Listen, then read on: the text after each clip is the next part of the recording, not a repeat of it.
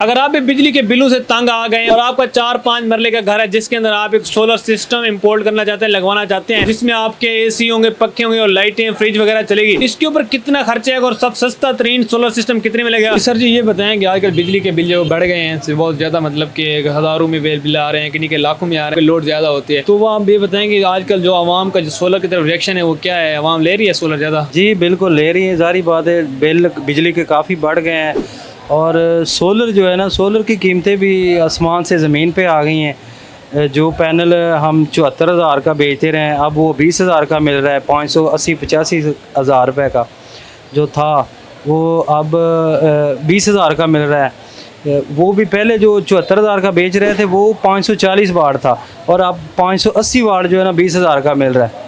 अच्छा, अगर ये बताएं कि अगर कोई शहरी इसका 5 मरले का घर हो जिसके अंदर 3-4 कमरे हों, एक आध एसी भी हो और फ्रिज, मोटर और ये लाइटें वगैरह जो होती हैं ये सब चलाना चाहे, आप उसको ना कितने पैसों के अंदर सारे सोलर सिस्टम उसके घर लगा के देंगे? जी ये मुख्तलिफ है। अगर आप 3 किलोवाट का सिस्टम इंस्टॉल कर लेते हैं, अगर स्टेप बाय स्टेप चीज़ें चलाते हैं, एक एसी चला लें, साथ कोई 2-4 पंखे, 2-4 लाइटें, तो 3 किलोवाट का तकरीबन आपका बिल्कुल बेस्ट रहेगा और उसकी कॉस्ट जो आएगी ना वो तकरीबन 2.5 लाख तक आएगी। आप 2.5 लाख के अंदर ना कौन कौन से गैजेट हो, कौन कौन सा सामान देंगे? 2.5 लाख के अंदर जनाब आप 580 वाट के 6 पैनल लगा रहे हैं और 3 किलोवाट का एक इन्वर्टर लगा लें, उसके साथ जो एसेसरी लगती है वो लगेगी और आपका 3 किलोवाट का इंस्टॉल हो जाएगा। उसके अंदर ये जो है आप खुद जिनको घर लगा कर देंगे या फिर ये सामान सिर्फ उनका होगा, बाकी जो लेबर और जो मजदूरी वगैरह होगी उनका खर्चा होगा? इसमें तकरीबन सारी चीज़ें डाल दी जाएंगी, सिर्फ बैटरी इसके अंदर नहीं होगी। बैटरी आपने खुद लेनी है 2.5 लाख के अंदर।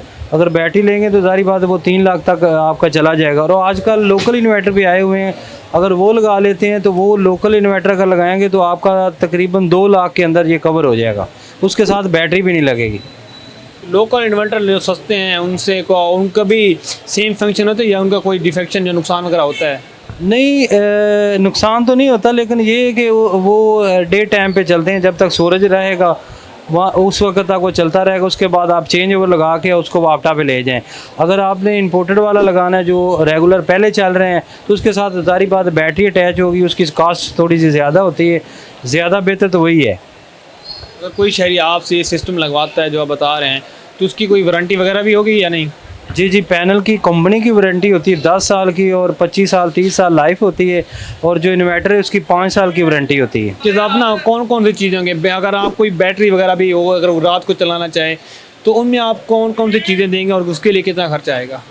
जी बाकी तो सब चीज़ें हम देंगे। अगर कोई बैटरी भी कहता है तो वो भी लगा देते हैं, लेकिन मेरा मशवरा ये होता है कि बैटरी आप वहाँ से ख़रीदें जहाँ रहते हैं। अगर बैटरी में कोई खुदा न खास्ता कोई प्रॉब्लम होती है तो नज़दीक से ली होगी तो वज़नी होती है, वहाँ से आप चेक करवा सकते हैं बुला के। अच्छा, ये जो आप सोलर सिस्टम लगा के देंगे इसके लिए वायरिंग फिटिंग होगी वो वही वापडा वाली होगी या इसके लिए कोई अलहदा करनी पड़ेगी?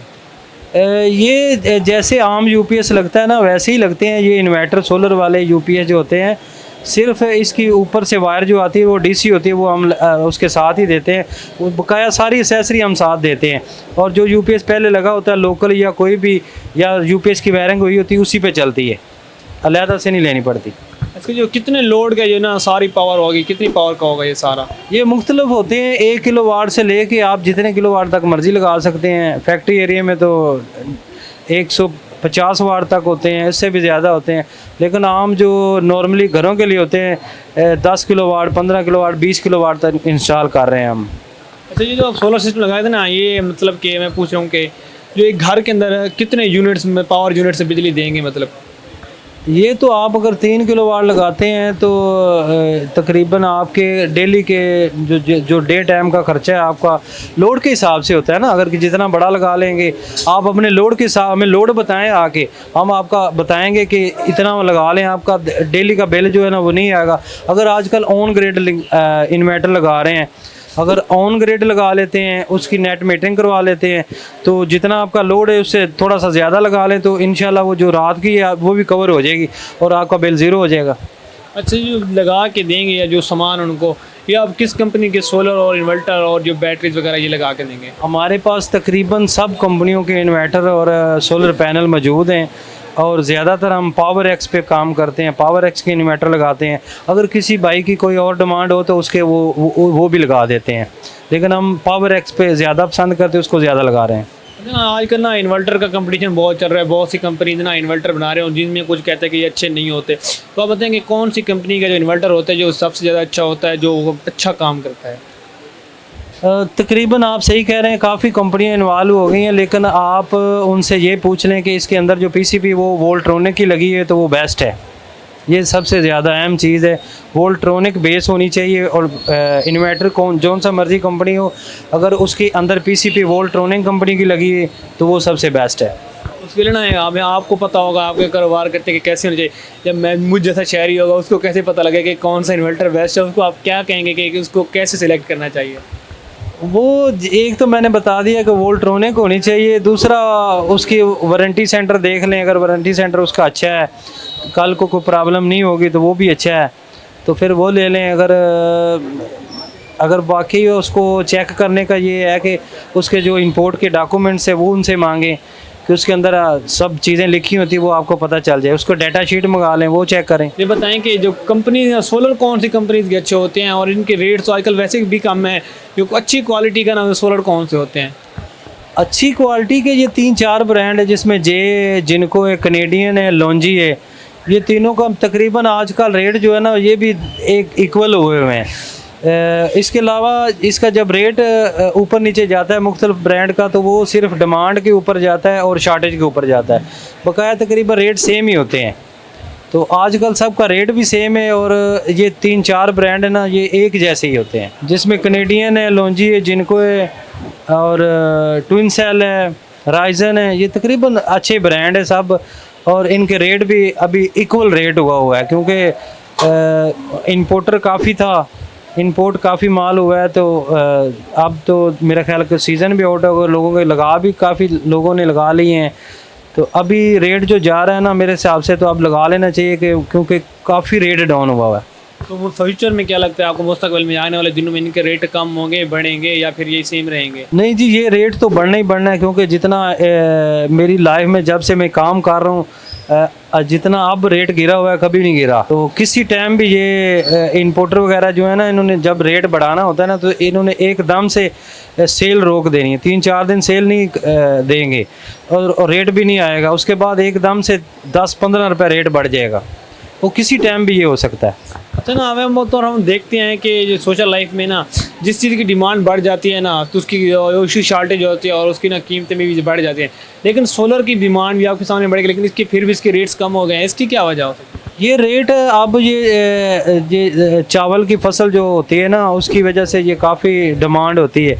अब चावल की फसल आपको पता लग चुकी है, तो इसलिए जिन्होंने लगाने थे वो लगा लिए। अभी चावल की फसल जब इसके बाद दोबारा फिर स्टार्ट होगी या आगे गर्मी शुरू होएगी तो फिर दोबारा सीज़न शुरू हो जाएगा। सारी बात इसका भी सीज़न होता है। अभी लोगों ने काफ़ी लगा लिए हैं, माल भी माशाल्लाह काफ़ी था, तो इसलिए अभी थोड़ा सा काम स्लो हुआ है, तो रेट भी काफ़ी डाउन हुआ है। अभी यूँ ही थोड़ा सा मौसम की चेंजिंग आएगी तो फिर रेट बढ़ जाएंगे। अच्छा ना, देखिए हमने देखा कि आमतौर पर ना सोलर इन्वर्टर होते हैं, इनकी जैसे आग लग जाती है सो इनके इलेक्ट्रिक में ना, तो इसकी क्या वजह होती है? उसको से कैसे इस चीज़ से ना कैसे बचा जा सकता है? ये देखें जी, जो डीसी करंट होता है ना उसके अंदर लूजिंग बिल्कुल नहीं चलती। इंस्टॉलर हजरात जो है ना उनको रिक्वेस्ट करनी चाहिए कि यार ये डीसी वायरिंग जो होती है ना इसकी ज़रा तसल्ली से करें, इसको थिम्मल वगैरह लगाएं, इसके जो पेज वगैरह या जहाँ से वो उसको करना है इंस्टॉलर्स में उसकी ज़रा एहतियात करें, वो टाइट करें, उसके लूजिंग नहीं होनी चाहिए, लूजिंग की वजह से होता है। और ब्रेकर जो लगाना चाहिए वही लगाना चाहिए, ये ना हो कि 10 एम्पेयर का अगर ब्रेकर लगना है तो वहाँ पर 50 एम्पेयर का लगा देंगे तो वो ट्रिप नहीं करेगा बल्कि नुकसान करेगा। जो हमारे देखने वाले हैं आप उनसे क्या कहेंगे? अगर किसी का 5 मरले का घर है जो आपको हमने बताया है, उनके लिए कोई डिस्काउंट वगैरह होगा, उसके लिए ना कम से कम कितनी कीमत के अंदर आप उनके ना सोलर सिस्टम लगा के देंगे? जी नाजरीन, उसके लिए हमारे पास जो भी आएगा और आपके चैनल के ज़रिए आएगा तो इंशाल्लाह उसका जो रेट चल रहा होगा उससे भी नीचे इंशाल्लाह रेट देंगे हम, और ख्याल करेंगे जो भी देखिए ये रेट अप डाउन होता रहता है, जो भी मौजूदा रेट होगा उससे भी इंशाल्लाह कम रेट में देंगे। और आजकल जो 3 kV का 3 किलोवाट का है वो तकरीबन 2.5 लाख में इंस्टॉल हो रहा है, ये बहुत अच्छी प्राइस है 3 किलोवाट में। इसमें चाहे तो आप इन्वर्टर बड़ा लगा लें, थोड़ा सा फ़र्क पड़ेगा, बाद में आस्ता आस्ता प्लेटें बढ़ाते रहें, 5-6 किलोवाट का इन्वर्टर लगा लें और तकरीबन 3 लाख में 6 किलोवाट का 6 प्लेटों के साथ लगा लें, बाद में बढ़ा लेना। और अगर 1 किलोवाट का लगाते हैं तो उसकी तकरीबन 50-60 हज़ार में वो लग जाएगा आज।